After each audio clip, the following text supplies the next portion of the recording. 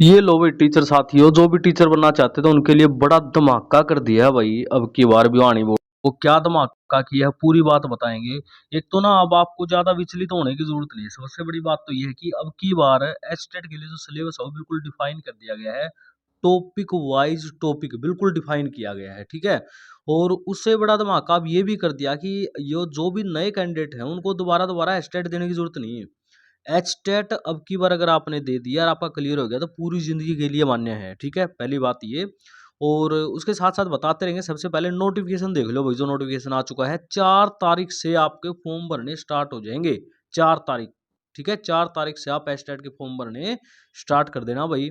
यहाँ पर उन्होंने बता दिया साफ साफ कि जो एससी हैं या पीएच हैं कैंडिडेट जो हैं, वो अगर एक लेवल का भरते हैं तो 500 रुपये, 2 लेवलों का इकट्ठा भरते हैं तो 900, और अगर तीनों लेवल का भरते हैं तो 1200 रुपये फीस है।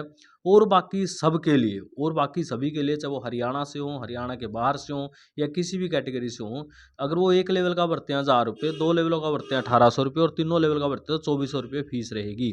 डेट देख लीजिए, यहाँ पे बिल्कुल साफ साफ लिखा है 4/11/2024 से भाई आपके फॉर्म जो है भरने स्टार्ट हो जाएंगे। और यहाँ पे 14/11/2024 तक आप फॉर्म भर सकते हो, ठीक है।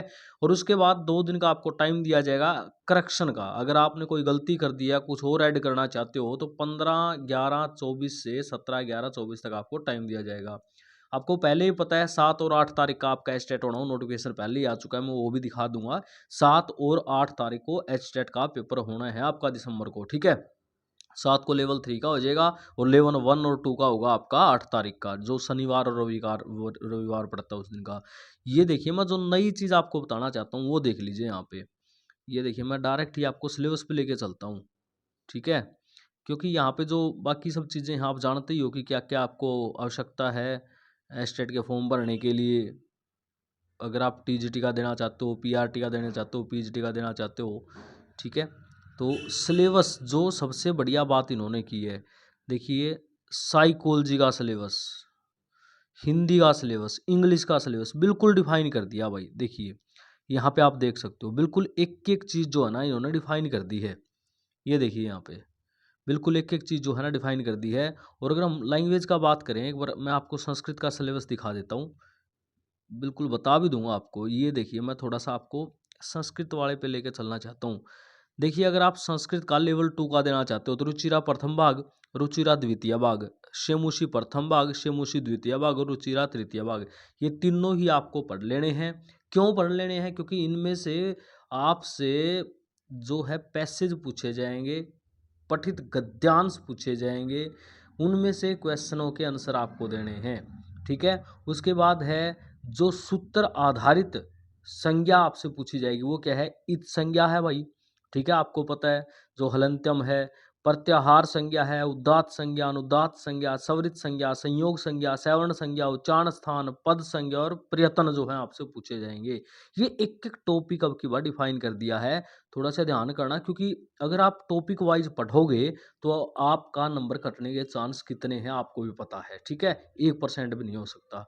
और पिछली बार तौहीन हो चुकी है इनकी, क्योंकि इन्होंने सिलेबस डिफाइन किया था उसके अनुसार पेपर नहीं दिया था। तो अब की बार ये ऐसा नहीं करने वाले, बिल्कुल ध्यान से रखा जाएगा। उसके बाद क्या था? उसके बाद भाई जैसे ये पूछेंगे संधि के बारे में, वो क्या है? इको अणची सूत्र से संबंधित, कैसे अवर्ण दीर्घ से संबंधित, आद गुण से संबंधित, वृद्धि रेचि लोप साकल्य से, तो अर्थात एक एक सूत्र जो है इन्होंने दिया है। और ये पूरा पूरा सिलेबस आपको टॉपिक वाइज हमारे इस चैनल पे मिलेगा। आज से स्टार्ट हो जाएगी क्लास टॉपिक वाइज, बिल्कुल पॉइंट टू पॉइंट, फालतू कुछ भी नहीं, पॉइंट टू पॉइंट, ठीक है। उसके बाद समास भाई, केवल समास, अविभाव समास, तत्पुरुष समास, कर्मधारय समास, द्विगु, द्वंद्व, बहुव्रीहि, ये चीज़ें। उसके बाद है भाई, अब ये प्रयत्न के आधार पर सामान्य भाषा, सामान्य अभिज्ञान जो है वो पूछा जाएगा। जैसे उत्तर कृदंत है, तद्धित है, स्त्रीलिंग है, जो मध्य सिद्धांत कौमुदी के अनुसार पूछा जाएगा। जैसे कत प्रत्यय, कतवतु प्रत्यय, सत्री, शानच, उ, यत, तव्यत, तव्यय, अनियर, केलिमर, त्यप, ण्यत, णवुल, त्रिच, ल्युप, णिनी, कै, ये प्रत्यय आपसे पूछे जाएंगे, ठीक है, जो भी आदि आदि दिए हैं। उसके बाद द्वितीय भाग में और क्या पूछा जाएगा आपसे? यहाँ पर अव्ययपद जो है और सूत्र सहित पूछे जाएँगे, ये ध्यान रखना। अत्र, अधः, इतः, इत्थम्, इदानीं, ये चीज़ें आपसे पूछी जाएँगी। एक-एक चीज़ें यहाँ पे डिफ़ाइन की गई है। अगर इससे बाहर कुछ पूछता है तो आप वहाँ पे जा सकते हो, फिर सर ये क्या पूछ लिया है? क्योंकि आपने डिफ़ाइन किया था। तो आपका काम केवल सिलेबस के अनुसार तैयारी करना है, ठीक है? तैयारी अगर करना चाहते हो तो आप बिल्कुल कोई भी बुक लेके कर सकते हो, और अगर आप सहयोग चाहते हो तो हमारे चैनल पे भी ये पूरा-पूरा जो आज से स्टार्ट हो जाएगा सिलेबस, संस्कृत का तो ख़ासकर, ठीक है? उसके बाद है सामान्य जो प्रश्न होंगे आपके, ये होंगे उपसर्ग, क्रिया, योग आदि से, भई विशेष्य, विशेषण आदि से, विलोम पद से, ठीक है? पर्याय पद आदि से, ठीक है? ये चीज़ें आपसे पूछी जाएँगी। अब तृतीय भाग में और क्या पूछेंगे देखिएगा भई, अनुष्टुप छंद, इंद्र वज्रा छंद, ये आपका जो है ना वो लिटरेचर पे आ गया, साहित्य पद से आ गया। अनुष्टुप छंद है, इंद्र वज्र है, उपजाति, वसंत, द्रुत विलंबित है, वसंत तिलका है, मालिनी, शार्दुल विकटितम, शिखरिणी, मदाक्रांता। उसके बाद अनुप्रास, यमक, श्लेष, उपमा, अर्थांतर, न्यास, उत्प्रेक्षा, अतिशयोक्ति, निर्दर्शना, ये अलंकार आपसे पूछे जा सकते हैं, ठीक है? उसके बाद महाकाव्य में से क्या पूछेंगे भई, कालिदास का, भारवी का, श्री हर्ष का, माघ का, वाल्मीकि, वेद व्यास आदि के बारे में। गद्य काव्य जो है भाई, दंडी, सुबंधु, बाण, अंबिका दत्त, शूद्रक आदि, व्यास आदि, ठीक है? इसी के बारे में। नीति जो है नीति काव्य के बारे में, ये कव्य लिख दिया, काव्य आएगा। अच्छा, कवि के बारे में पूछेंगे पहले तो, काव्य नहीं है, कवि के बारे में पूछ रहे हैं। भर्तृहरि पंडित, विष्णु शर्मा और नारायण पंडित, ठीक है? उसके बाद भई काव्य शास्त्रकार जो हैं, मम्मट हैं, भामा हैं, आनंदवर्धन नाचार्य हैं, विश्वनाथ है, भरत मुनि हैं, इनके बारे में पूछा जाएगा। भई उसके बाद देवर्षि कलानाथ शास्त्री जी हैं जो आधुनिक हैं, और भट्ट मथुरानंद शास्त्री जी हैं, पदम शास्त्री जी हैं, डॉक्टर प्रभाकर शास्त्री जी, इनके बारे में पूछेंगे। और यहाँ पे एक-एक चीज़ें ना डिफ़ाइन की है जो पूछेंगे।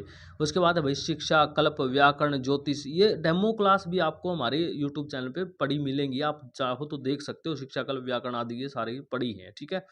तो ये चीज़ें बिल्कुल क्लियर कर दी गई हैं। अब अगर हम बात करें वही पार्ट 3 में अगर बात करें, देखिए मैं थोड़ा-सा इसको,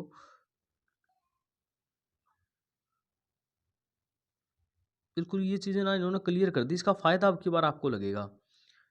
अब की बार हिंदी में एक चीज़ देखिएगा, अगर मैं हिंदी की बात करूँ, और यहाँ पे कुछ जगह ना इन्होंने कुछ ऐसी लैंग्वेज का यूज़ किया है जो समझ में नहीं आ रही। ख़ासकर हिंदी के सिलेबस में ना, सिलेबस डिफ़ाइन करते वक़्त इन्होंने जो डाला है देखिएगा, ये आपकी इस प्रकार से ओएमआर शीट रहेगी। तो ये था भई आपका सारा सारा जो है आपके लिए एक जानकारी थी। तो आज ही जुड़ जाइए साथियों, तैयारी अगर आपको करनी है तो लगभग आपके पास 1 महीना ही है। मैं कहूँ कि 1 महीना भी नहीं है, कुछ दिन तो आप ऐसे ही बिता दोगे। आज से ही स्टार्ट कर दीजिए तैयारी, अगर आपको एचटेट करना है तो, टीचर बनना है तो, भविष्य में टीचर बनने की अगर आपकी इच्छा है तो। ओके दोस्तों, धन्यवाद। जय हिंद, जय भारत।